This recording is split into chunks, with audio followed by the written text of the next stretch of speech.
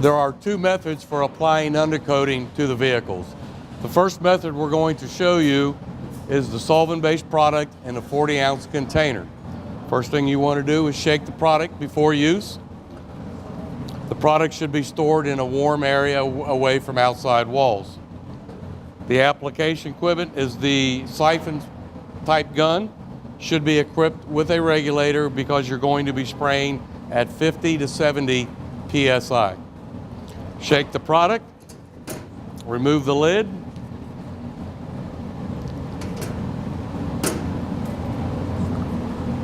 attach the gun,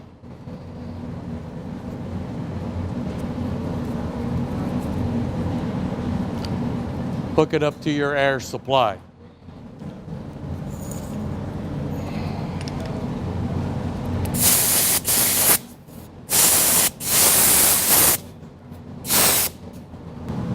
Components of the vehicle that we do not spray with undercoating, of course, is number one, we do not spray any of the brake components, the calipers, the backing plates, the rotors.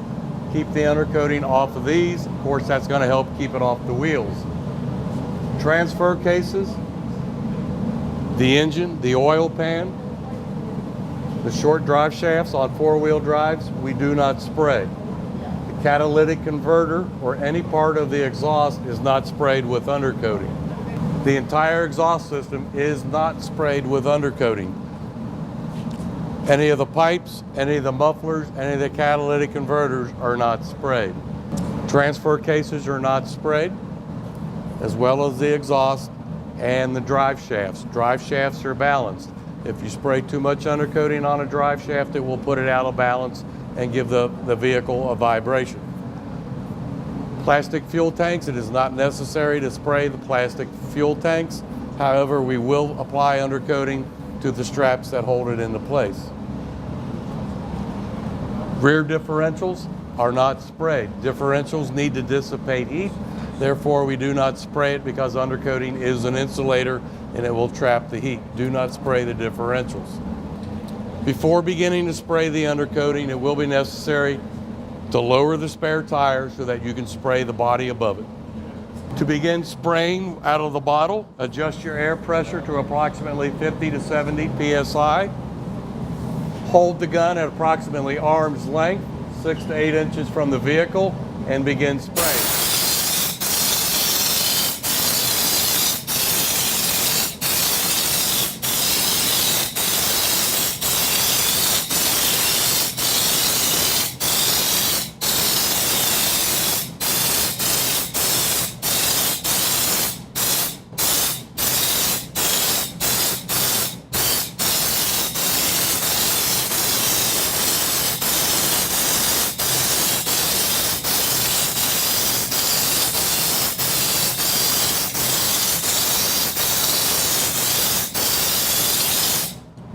Ensure complete and even coverage. The product is not to be extremely thick, just a nice thin even coating is all that is required.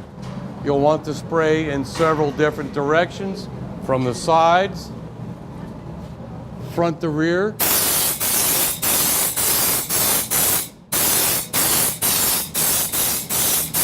to ensure that no areas are missed.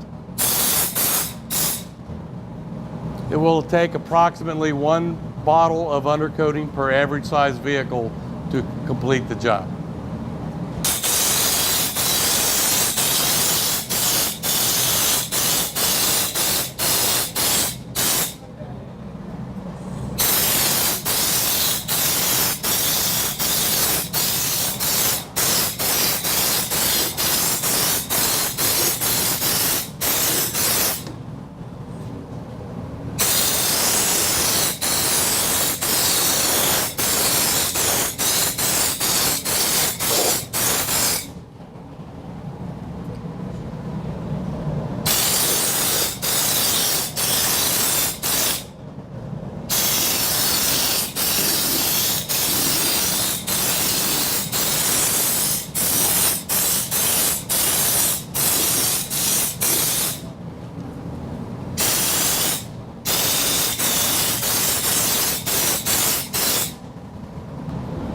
One area that needs to be undercoated is earlier we used the rust proofing up in the upper side of the box, side box. Now we're going to undercoat the lower side. Approximately 1 foot up from the bottom is what needs to be undercoated.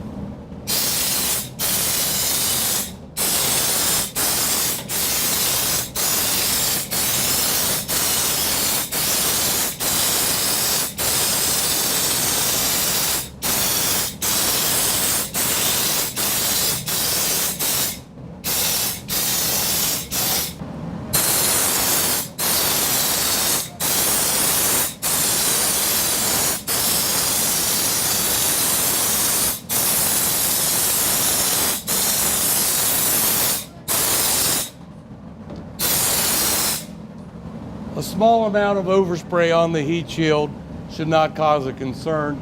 Just do not spray the heat shield directly. Ensure complete coverage of the entire sheet metal bottom of the vehicle, including the cab corners.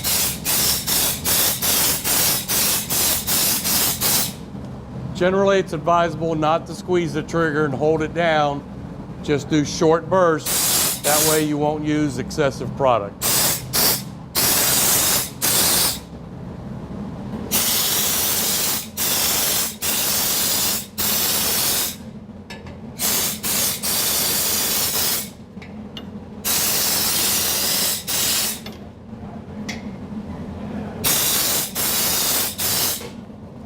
Again, a small amount on the exhaust won't cause a great concern. Just don't spray the exhaust directly. If you spray too much on the exhaust, immediately wipe it off with a towel.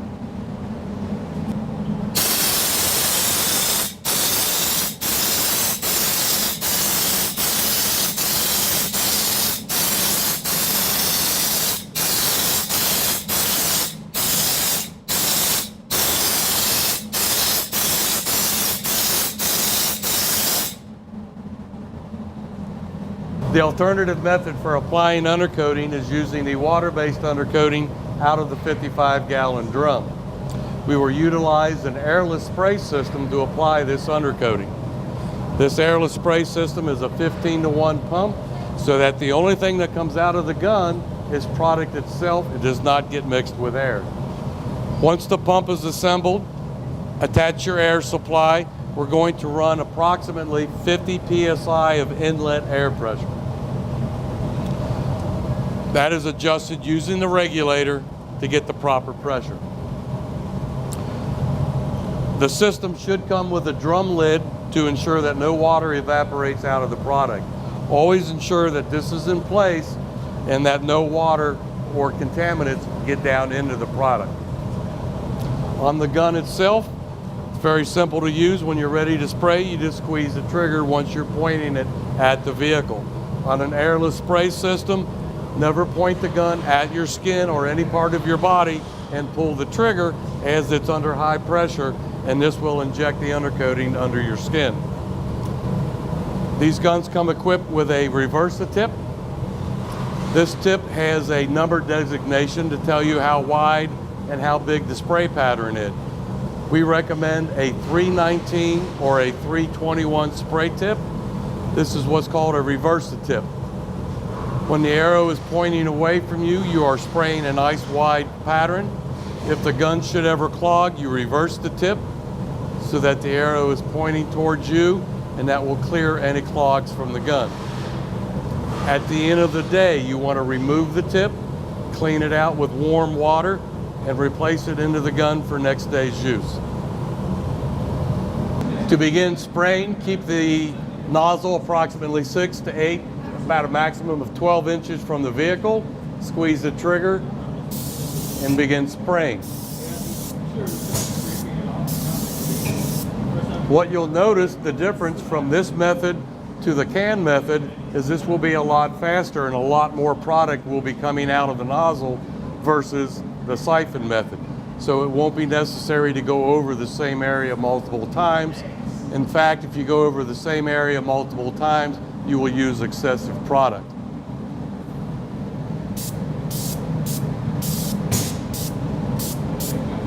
Again, we're going to use the same method. We're not going to squeeze the trigger and just hold it down. we're going to spray in short bursts so we don't use excessive product.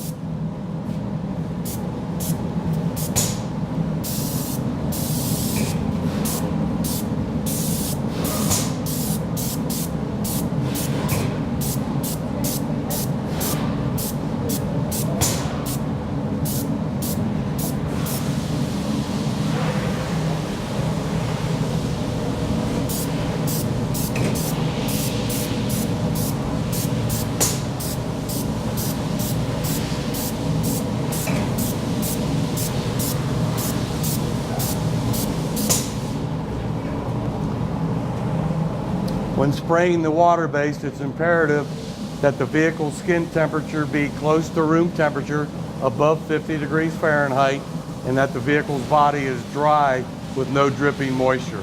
Being this is a water-based product, it has to be warm and the vehicle needs to be dry.